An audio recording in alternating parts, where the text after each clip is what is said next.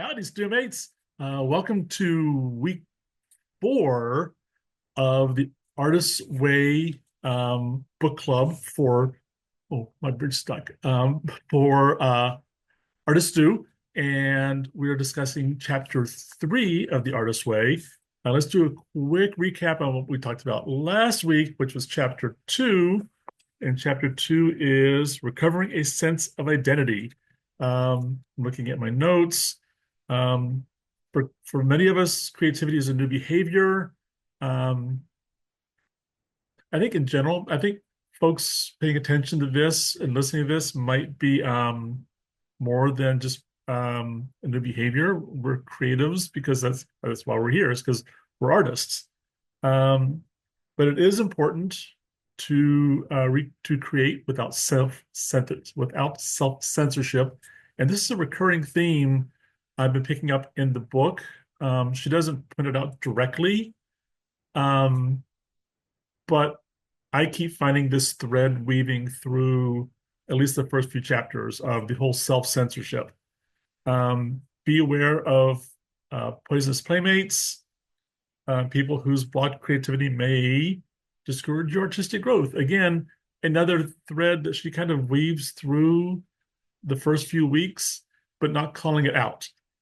Um, Combat your inner skepticism by taking credit for positive changes in your life. So, as you're making steps and moving forward with your art and your career and lives, and good things are happening because of the steps that you're taking, take credit for those. And it's something that she talks about in chapter 3. And the reward for paying attention, I'm looking at my notes. The reward for paying attention is healing.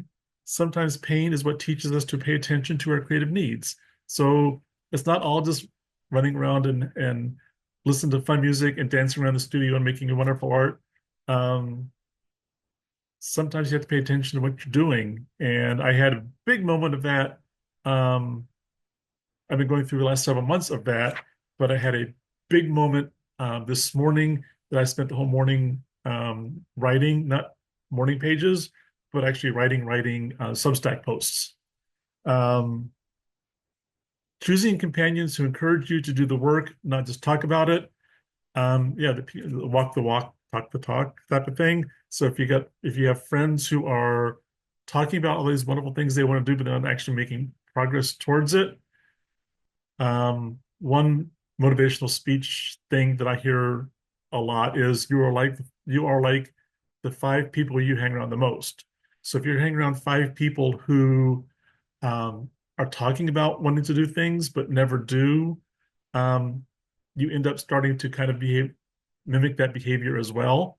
There's a great commercial on right now, not right now, but like on TV right now about a guy who's been talking about redecorating his kitchen for years and years and years, like they show him at dinner parties and social networks and all that. And he's talking about his big plans for the kitchen. And it wasn't until he meets with a financial advisor that says, well, let's actually do that.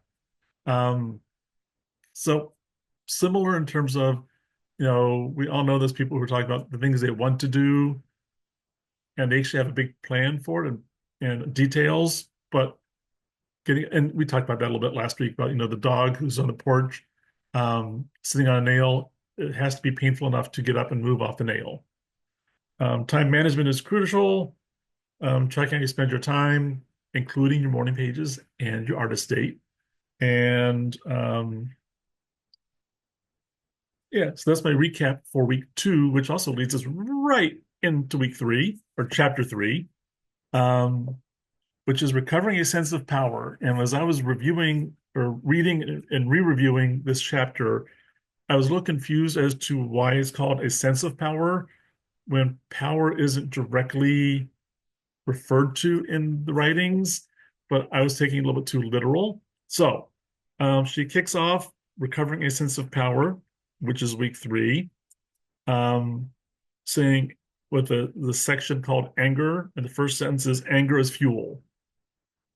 Um, and later on, in a few paragraphs down, anger is a map. Anger shows us what our boundaries are Anger shows us what we want to do.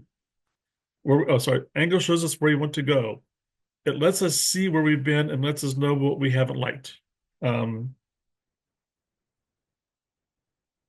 that one I highlighted as I go back and reread it. I'm highlighting it again. Um, Anger is that, and she talks about that later on in the section, is that sense of discomfort that you bring upon yourself when you are not being or doing what you want to be doing, or if you have new ideas, listen to those new ideas, because that is you claiming a sense of power over um, doing the same things over and over when you're something in you is saying, I want to do something else. Um, Later on in that same section, anger, it tells us when we can't get away with our old life any longer, it tells us that old life is dying. Um, so, you know, she's referring to anger, it is a sense of power. You're taking the power upon yourself to say, what I have is not what I want, and I want to do something different. And that stirring sense of anger is like the fuel. It's an ember in your creativeness or your selfness of starting a new spark about something new. The next section is synchronicity. Um, I found that a little interesting, not as much as the anger section. Um, but I did like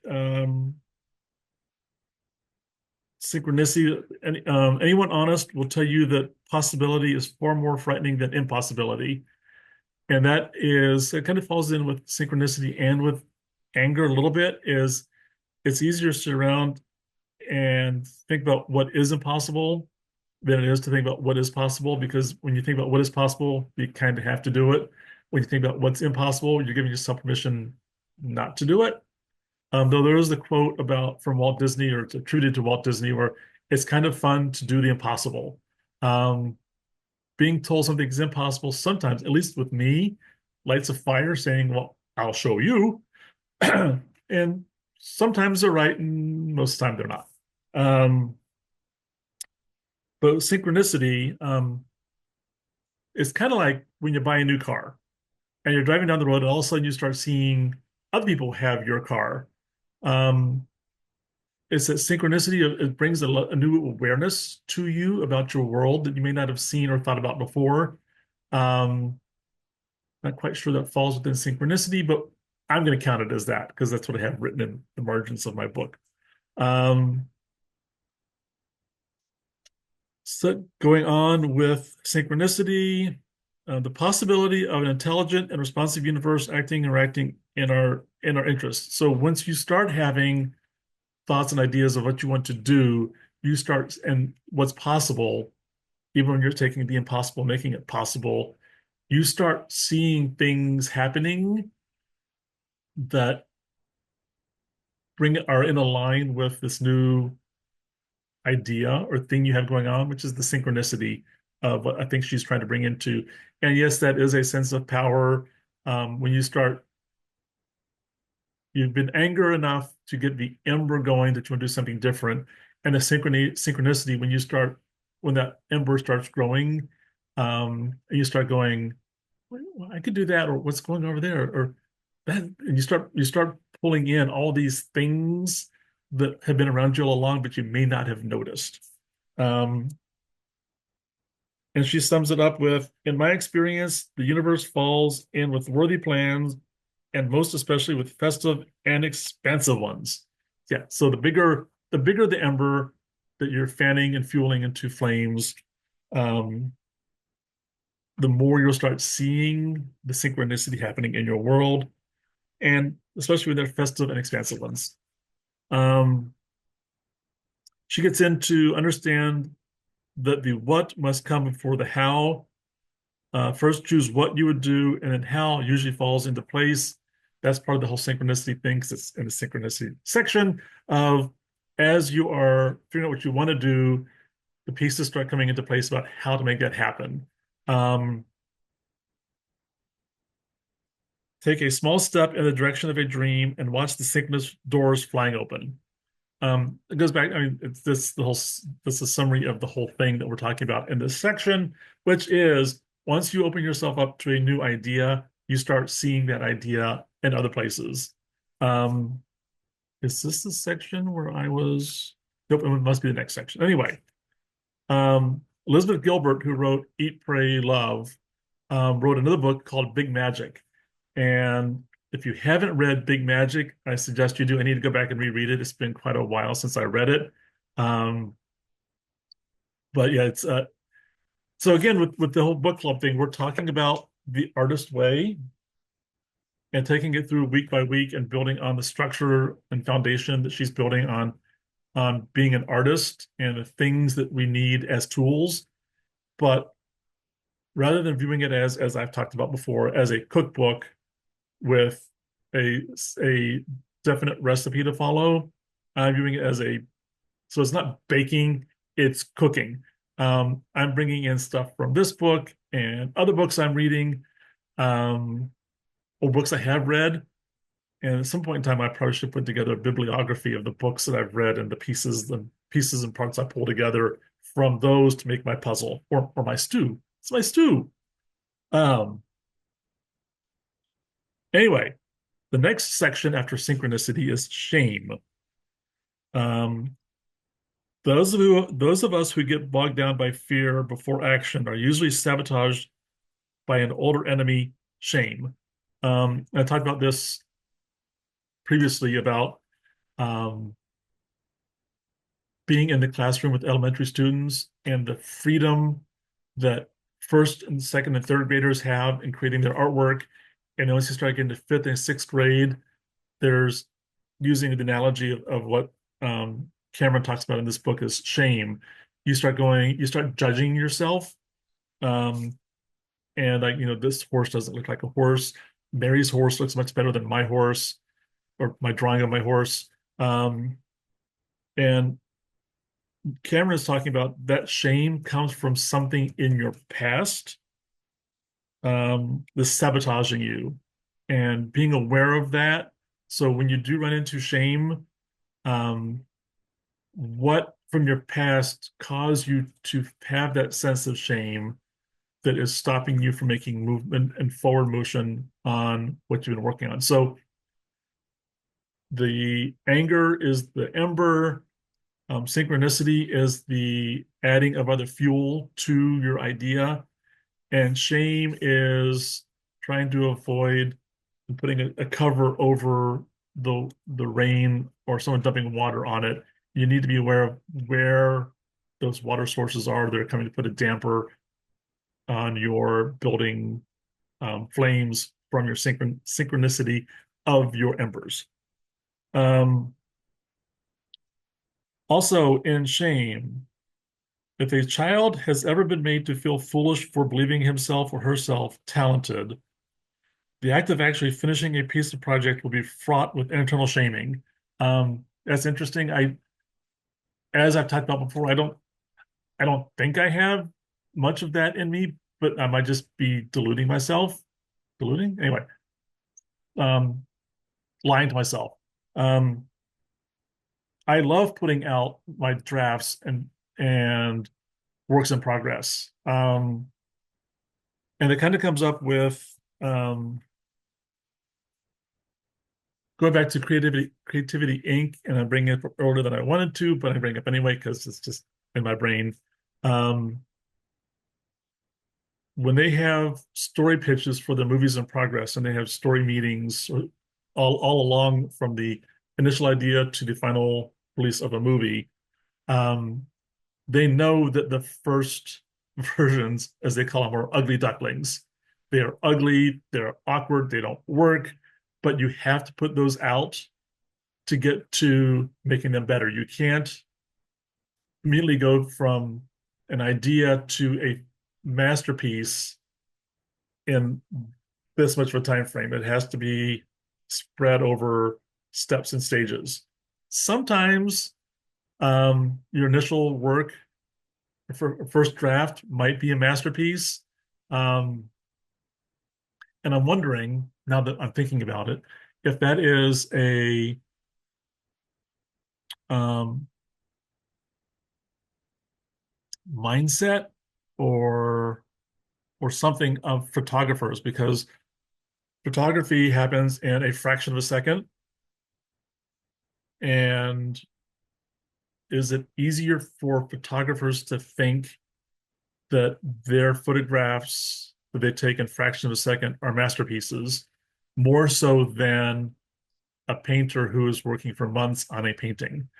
Um, because you're living with that piece for months and looking at it every day and doing this and doing that to it versus in photography. Yes, I know that once you get into post-production and all the editing and all the things you can do in Photoshop makes it more of a piece that takes longer time, but just a thought I'm having. um so we're talking about, oh, shame. Yeah, that's it, shame. Shame is retriggered in us as adults because our internal artist is always our creative child. Because of this, making a piece of art may cause us to feel shame. Um, again, I grew up in a supportive environment where I was encouraged to explore and do what I wanted and what I wasn't quite like everything I did belonged on the refrigerator, like praised and all that. There was this nice balance between you can do whatever you want, but whatever you do isn't always be great. So going back to the book, not all criticism is shaming. In fact, even the most severe criticism, when it fairly hits the mark, is apt to be graded by an internal aha if it shows the artist a new and valid path for work. Yeah, kind of going back to the ugly duckling and this time frame, the more you go back and look at it, and as an idea has gotten to the point, an idea, work, body, whatever, gets to the point where you're sharing with others in a controlled environment, being very selective about who sees it, getting constructive feedback that is accurate is very important,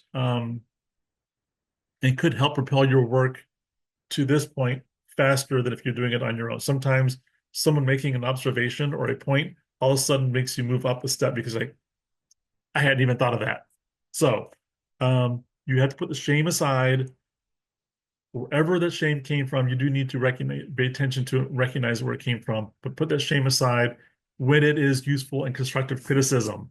Um, and as she says, as artists, we must learn when criticism is appropriate and from whom.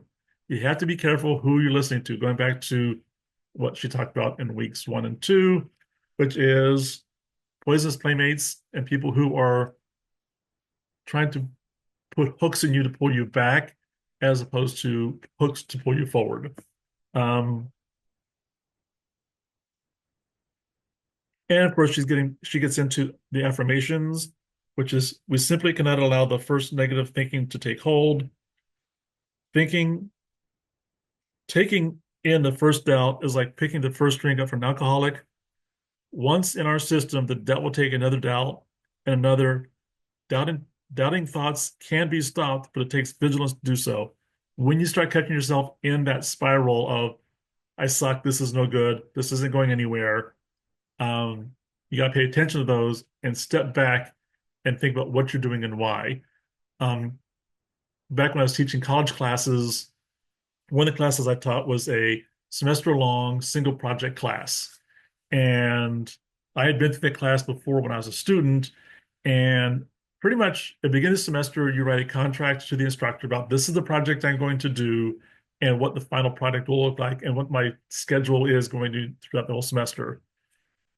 I would say 98% of the people, including me when I was doing this class, halfway through, you get burnout, you get tired, you think the idea is stupid because you've been living it every day and it's in your thoughts all the time, and you get exhausted, you get tired, you get in the weeds, and you start doubting it. And that's natural, that's going to happen. Not to everyone. Some people may not have that. Most of us do. Um, you have to step outside that and go, okay, go back to remember what you went, what was going back to anger. What was the thing that fueled you and your idea that caused this ember to kick in for you to want to do this project or this piece of art or whatever. Step back and you have to remember what you're doing and why and the steps you've taken to get there. Yes, it's going to get tedious, it's going to get boring, but that doesn't mean it's time to just give it up. Sometimes you just have to like put your head down and work harder and get past that to start seeing the light at the end of the tunnel. I was listening to book, podcast, something, and they're talking about the worst place to be in the creative process. I think it's Creativity Inc. And he was talking about different directors' perspectives on project. And one director viewed working on a movie as you walk into a tunnel to walk out of the tunnel. And the scariest and worst place to be is right in the middle because you can't see either where you came in or where you're going out, and you get lost and you get turned around. You just have to keep moving forward until you start seeing that light at the end of the tunnel, knowing that I'm almost there. I have an end piece. Not sure how that goes with shame, but it fits in with what she's talking about. Which the next section is dealing with criticism, which kind of gets touched on in the shame. Um, or did I bring that up already? Did I bring this up already? No. She kind of like reiterates because it is an important thing. It is important to be able to sort useful criticism from the other kind. Just talked about that. So rewind and listen to what I just talked about, and we're there. Um, there is nothing to be gleaned from irresponsible criticism. Yes and no. Um, I often found irresponsible criticism as fuel for my fire because when you're in the synchronicity moments, not everything is going to be a positive influence in you putting up fuel for your fire. Sometimes you need someone to tell you this is a stupid idea and it makes no sense and it's never going to work. Sometimes you need people to tell you that to build your fuel and fire. Um, and it is irresponsible criticism. Um, but yeah, just sometimes just have to ignore it. Um, so her comment of there's nothing to be gleaned from irresponsible criticism, I'm not quite sure I buy 100%.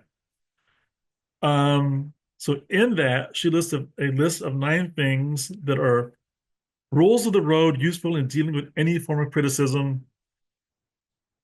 Um, the one that really stood out of the 9 was number 5. Remember that even if you have made a truly rotten piece of art, it may be a necessary stepping stone of your next work. Art matures spasmodically and requires ugly duckling growth stages. Talk about that with Creativity Inc. It's the same thing you talked about in that book. Um,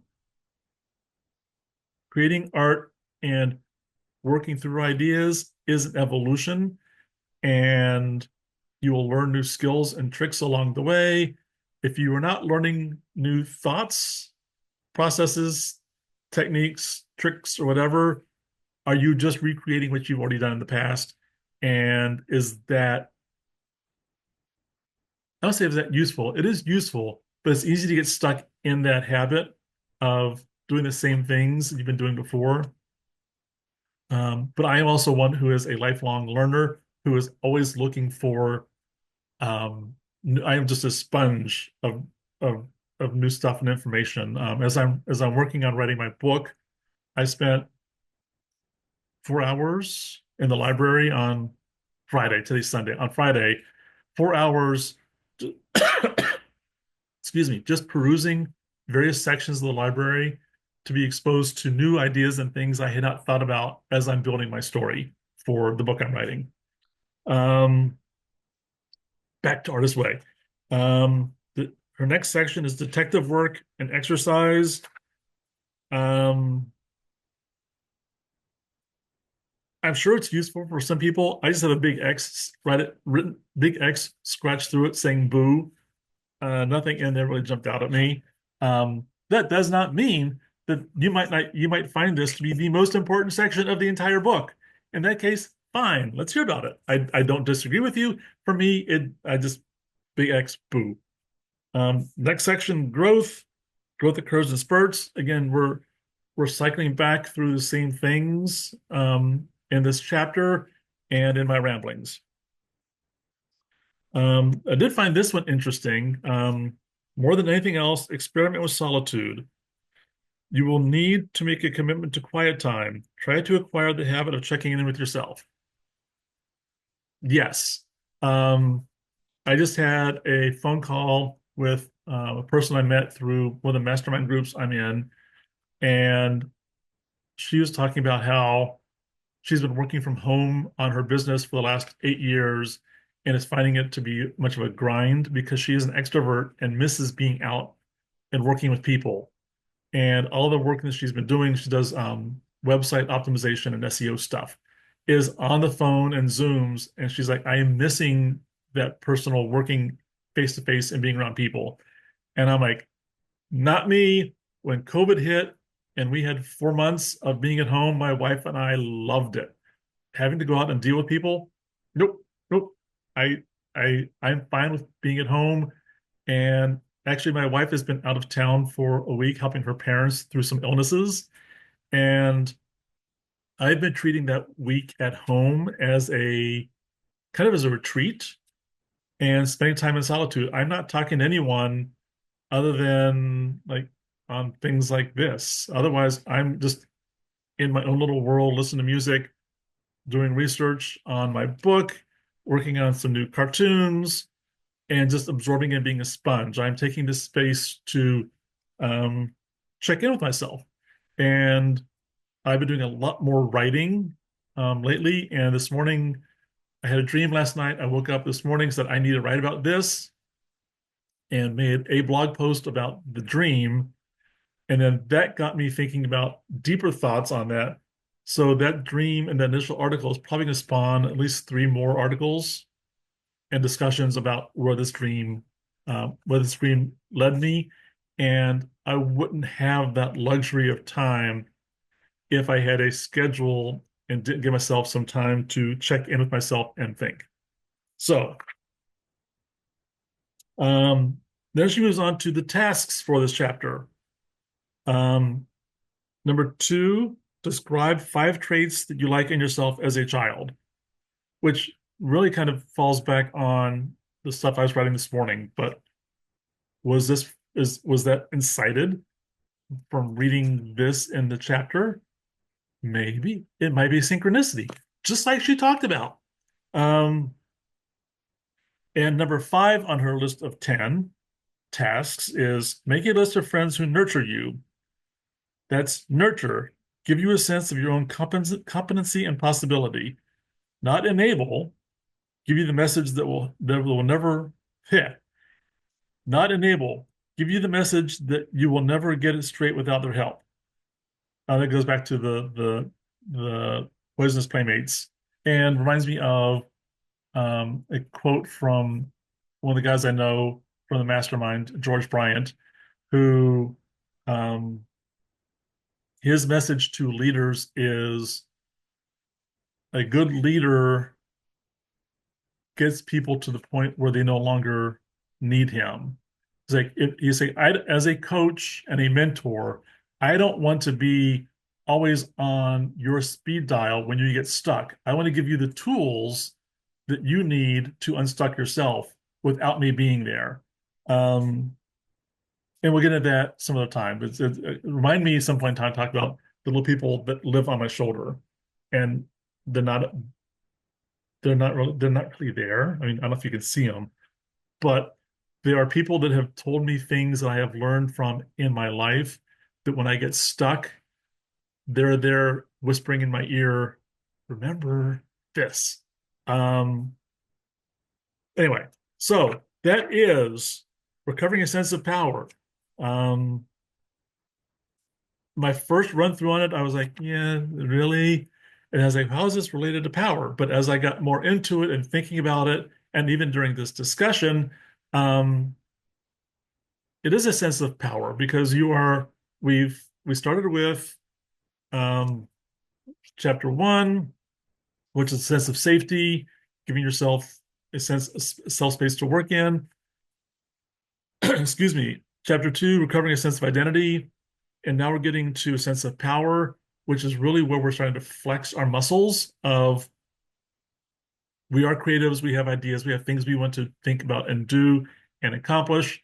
And we've built safety, we've built our identity, and now we're building the power to get these things done. So they're the embers that we fuel and fan into building something and protecting those emerging flames from being quenched by negative people and shame. So that is week 3 of the book. Week 4, which we'll talk about next week, is recovering a sense of integrity. Let's see where that takes us. If you have any questions, comments, put them down below. Let's talk about this. Um, I am really enjoying going through this book again. I had doubts, but I am glad again, synchronicity. Listen to a podcast where they're talking about rediscovering the artist's way and repicturing it. So I hope this is helping you get through the book in a different way. I think I'm further in the book now than I've ever been. Um, so anyway, questions, comments below. Let's discuss this. See you next week.